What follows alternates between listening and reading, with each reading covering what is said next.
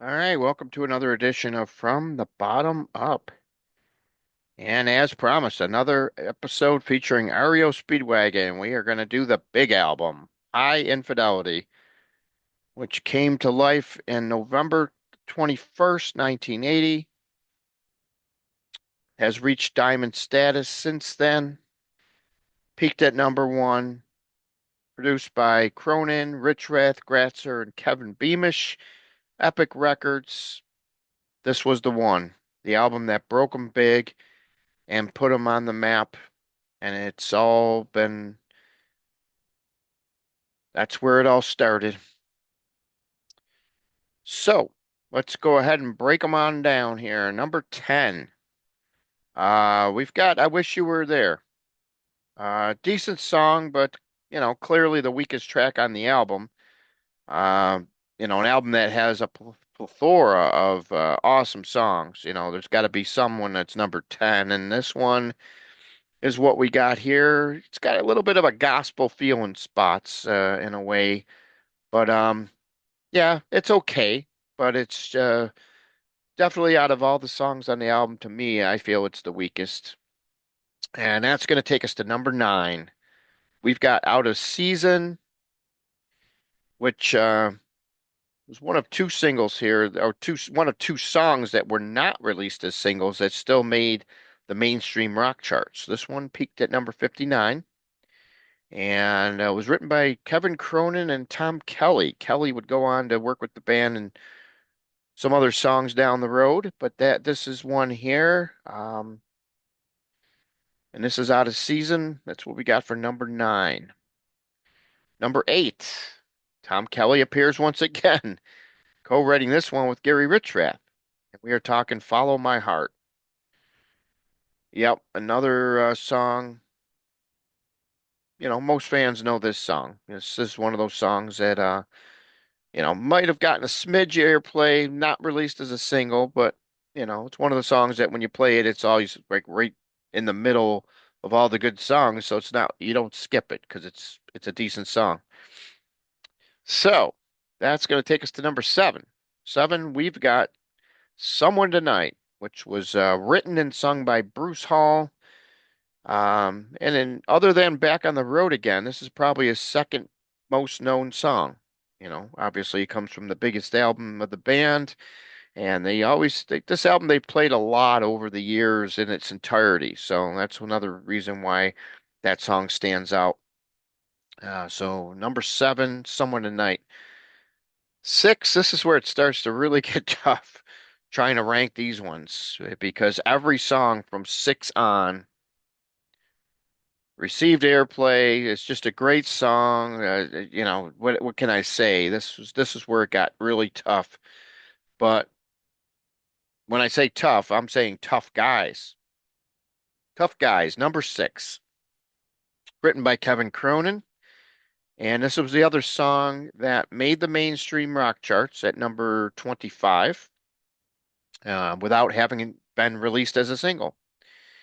And this song is most known, especially if you've seen them live.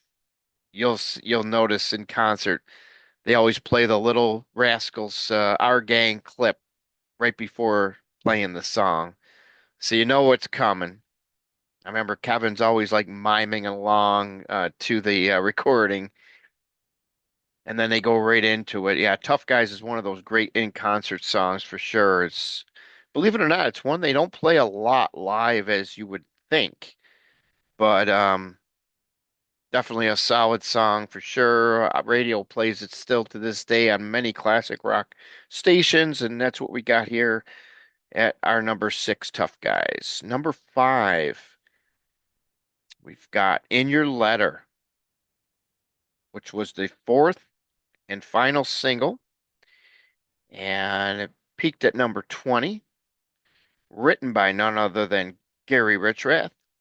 And yeah, this one is definitely one of those great songs that it's kind of like not sure what the true story is how it was written, but some say it had to do with keyboardist Neil Doughty coming home from tour one day and finding a letter from his wife saying that she left him. So it's hard to say. It's never really been totally confirmed by anybody who how it all came about, but it's standard, just a classic song of the catalog. Gary Richrath's classic guitar solo, and this is just a great song. And number four is going to give us another great song and another Gary Richrath composition, and that's going to be "Shaking It Loose," the fast rocker that yeah, I love this one. This is definitely one I've always enjoyed. I remember it was on the Wheels Are Turning, yeah, the Wheels Are Turning live video that the band came out with on the Wheels Are Turning tour, and this was on there. It was pretty cool, and they don't play this song a heck of a lot, except when they do these shows that where they play the whole album. But I wish they would have done it more. This is definitely one of the standouts for sure. Shaking It Loose. Just love that one. It's taking us to number three. And of course, this song, Don't Let Him Go, the third single from the album, peaked at number 24, written by Kevin. And yes, of course, this one has pretty much been the main opening song throughout the band's career. Once this album came out, this was the song that opened up many, many, many shows. And it starts things off in fine fashion, no doubt. Can't complain about it. And don't let him go. Number three. Number two. Now, many people might have two and one reversed, but I don't know. Maybe not. It all depends. I mean, maybe it's 50-50 now. We'll see what your guys' take is. That's where I'm going to plan it out there for you. But my take for numbers two and one, I've got the Kevin Cronin song at number two. The song that topped the charts. We are talking Keep On Loving You. The first single that helped get things rolling on this album. And that doesn't necessarily mean, that I like this song. Yeah, I think this one over time, I think a lot of people, it may have worn out its welcome. This is a song that kind of started getting the band to be called sellouts because they went more commercial. I don't think of it that way because if I did, it probably would be down in my number nine or eight. But yeah, I mean, it's a good song. Let me rephrase that. It's a great song. Kevin Cronin knocked it out of the park on this one. But I just like number one better. And we'll see what you guys think when you guys do the comments here. I would love to see what your take is here.